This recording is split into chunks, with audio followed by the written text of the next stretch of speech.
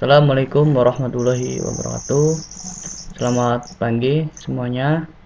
Semoga tetap dalam keadaan sehat walafiat. Amin ya rabbal alamin. Pada pertemuan sebelumnya kita sudah membahas mengenai vektor tapi di dimensi 2, dan pada sekarang kita memasuki vektor dimensi 3 atau biasa disebut sebagai R3. Dan saya izin untuk memperkenalkan diri karena pada saat sebelumnya, pertemuan kemarin, saya kelupaan untuk memperkenalkan diri. Jadi sekarang saya izin ya untuk memperkenalkan diri. Saya Khairun Muroda dari program studi pendidikan matematika. Kita langsung saja mungkin masuk pada materi, yaitu vektor di ruang dimensi 3. Bisa dilihat gambarnya semuanya. Ini ada sumbu Z, sumbu Y, dan sumbu X. Jika kita menghitung besar atau panjang dari vektor OP, ini OP, maka rumusnya adalah akar X kuadrat ditambah Y kuadrat ditambah Z kuadrat.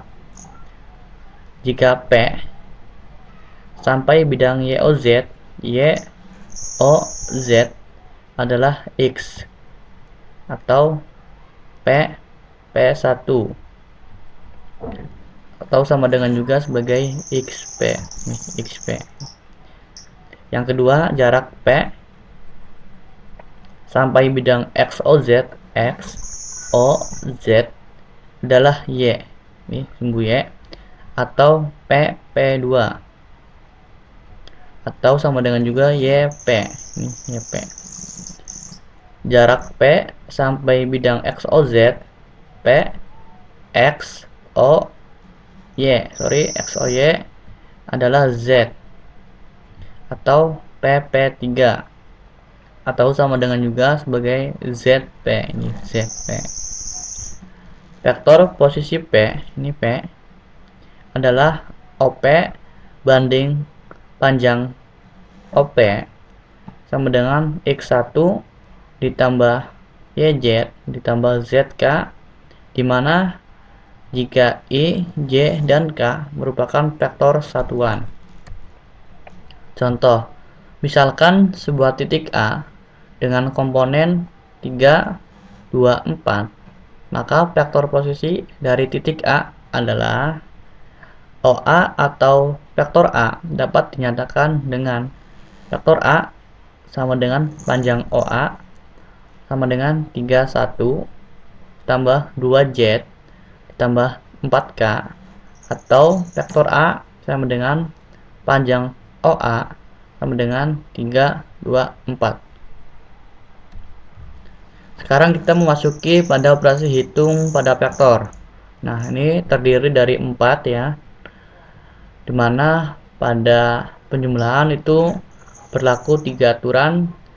Ada aturan dari segitiga vektor, aturan jajar genjang, dan penjumlahan vektor secara aljabar. Kita masuk pada yang pertama, yaitu penjumlahan vektor. Yang pertama kita ada aturan segitiga vektor.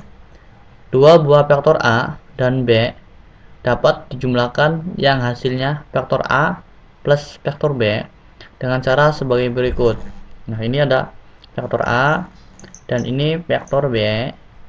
Jadi aturan segitiga ini kita menggunakan pangkal dari vektor B. Ini pangkal dari vektor B digeser ke ujung vektor A sehingga seperti ini. Ini vektor A dan ini pangkal dari ujung vektor B sehingga jadi seperti ini. Tinggal kita tarik dari ujung pangkal A menuju ujung dari vektor B. Yang kedua ada aturan jajar genjang, yaitu pangkal vektor B digeser ke pangkal vektor A, kemudian dilukis jajar genjang sehingga ini bisa dilihat vektor A, vektor B. Nah, ini pangkal. Tadi kan pangkal dari vektor B, ini pangkal vektor B digeser ke pangkal vektor A. Jadi bisa disimpulkan dari pangkal dari faktor A dan pangkal faktor B. Jadi sama-sama pangkal itu digabungkan sehingga menjadi seperti ini. Terus ditarik dari kedua pangkal dari faktor A dan faktor B. Yang ketiga, kita ada penjumlahan faktor secara aljabar. Nah, jika faktor disajikan dalam bentuk komponen atau secara aljabar, maka hasil penjumlahan vektornya adalah sebagai sebuah vektor yang komponen-komponennya hasil penjumlahan komponen-komponen vektor penyusunnya. Kita contoh, jika ada vektor P dengan komponen 2 dan 3, sedangkan vektor Q dengan komponen 4 dan 2, maka jika dijumlahkan antara vektor P dan vektor Q, maka kita langsung saja menjumlahkan kolom dari vektor vektor P dijumlahkan dengan kolom vektor Q, sehingga 2 ditambah 4 dan min 3 ditambah 2 hingga menjadi 6 dan min 1. Ya, seperti itu. Jika vektor P sama dengan 2i ditambah 4j dan vektor Q sama dengan min 3i dikurangi 2j, maka untuk vektor P ditambah vektor Q sama dengan 2 min 3 ditambah 4 min 2 sama dengan 1 min 2j. Jadi kita menjumlahkan atau mengoperasikan terlebih dahulu komponennya. Nanti untuk vektor ininya i dan j nya itu kita ngikut setelah kita menjumlahkan semuanya. Selanjutnya ada sifat penjumlahan dari vektor. Jika ada vektor A, B, dan C adalah suatu vektor, maka yang pertama itu berlaku jika vektor A ditambah vektor B itu sama saja dengan vektor B ditambah vektor A. Nah, untuk ini kita berlaku sebagai sifat komutatif ya. Ini bukan kumulatif tapi komutatif. Yang kedua, jika vektor A ditambah vektor B lalu ditambah vektor C sama dengan, maka berlaku vektor A ditambah dalam kurung vektor B ditambah vektor C, yang mana ini adalah merupakan sifat dari asosiatif.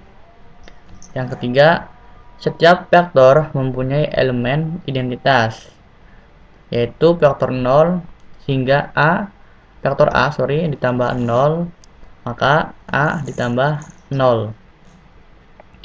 Yang keempat, setiap vektor mempunyai inverse. Nah, inverse ini adalah kebalikannya atau vektor negatif, sehingga vektor A ditambah dalam kurung dikurangi vektor min A sama dengan 0. Untuk operasi yang kedua itu ada pengurangan atau biasa disebut juga sebagai selisih. Pengurangan dua vektor. Selisih kedua vektor A dan vektor B dinyatakan sebagai dapat dipandang sebagai penjumlahan vektor A dengan inverse vektor B atau vektor min B ditulis sebagai vektor A dikurangi vektor B sama dengan vektor A ditambah dalam kurung min vektor B, sehingga jika digambarkan akan seperti ini. Ini ada vektor A dan ini vektor B. Vektor A ke sini, ini vektor dikurangi vektor B sehingga menjadi A min B. Nah, ini juga sama. Contoh, jika diketahui dua titik, yang pertama vektor P dengan komponen min 1, 4, dan 3, dan titik Q dengan komponen 2, 1, min 3, maka tentukan vektor panjang dari PQ. Kita langsung saja memasukkan masing-masing komponen dari setiap vektor. Maka panjang vektor Q sama dengan panjang OQ. Panjang OQ-nya dengan komponen 2 min 1 3 dikurangi panjang OP min 1 4 3, sehingga 2 dikurangi min 1 sama dengan 3, min 1 dikurangi 4 sama dengan min 3, min 3 dikurangi 3 sama dengan min 6. Selanjutnya kita masuk pada perkalian vektor dengan skalar. Dengan rumus KA sama dengan vektor A ditambah vektor A ditambah vektor A itu sebanyak K suku, di mana A adalah vektor A dan K sebagai skalar. Sebagai contoh dapat digambarkan seperti ini. Vektor A, 3A, dan min 2A. Berdasarkan pengertian di atas, maka dapat disimpulkan ada dua kesimpulan. Yang pertama itu, jika ada dua vektor yang sejajar, seperti tadi ya, maka yang satu dapat dinyatakan sebagai hasil perbanyakan vektor yang lain dengan skalar. Yang kedua, untuk membuktikan dua vektor sejajar, cukup membuktikan salah satu vektor saja, yang mana vektor itu merupakan kelipatan vektor yang lain dalam bentuk komponen. Misalkan, vektor P dengan anggota 4 min 2, maka panjang dari vektor P itu akar X kuadrat ditambah Y kuadrat. Kita masukkan min 4 kuadrat ditambah min 2 kuadrat sama dengan akar 16 ditambah akar 4 sama dengan akar 20. Akar 20 ini berarti berapa? Akar 4 dikali akar 5 sehingga menjadi 2 akar 5. Ini misalkan kita 3P sama dengan 3, tadi P nya dengan komponen 4 min 2, kita langsung saja mengkalikan 3 dikali 4 12, 3 dikali min 2 sama dengan 6. Dan jika kita menghitung dari panjang dari 3P ini, maka X kuadrat ditambah Y kuadrat sama dengan akar 12 kuadrat ditambah min 6 kuadrat sama dengan akar 144 ditambah 36 sama dengan akar 180.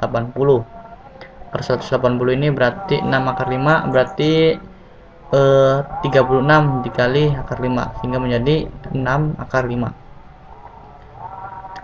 Min setengah P sama dengan min setengah P nya dengan komponen 4 min 2 K min 2 dan 1, sehingga jika menghitung panjang vektor min setengah P sama dengan akar min 2 kuadrat ditambah 1 kuadrat, 4 tambah 1 sehingga menjadi akar 5. Untuk vektor yang dimensi 3 itu sama saja hitung rumusnya X kuadrat ditambah Y kuadrat ditambah Z kuadrat.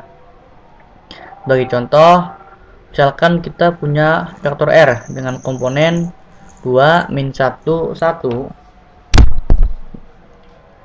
maka panjang dari vektor R itu akar X kuadrat ditambah Y kuadrat ditambah Z kuadrat, dimana X nya adalah 2, Y nya adalah min 2 dan Z nya adalah 1, sehingga 4 tambah 4 tambah 1 akar 9.